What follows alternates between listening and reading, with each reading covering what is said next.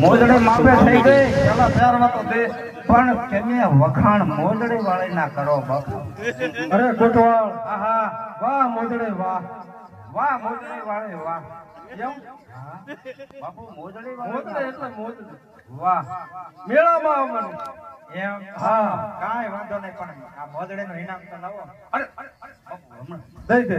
પણ તેમ મેળામાં આવો તે આજથી તો નહીં હાલે એમ કરવું છે. હા મેળામાં આવો ને અને થોડાક વધારે આપે બરોબર છે.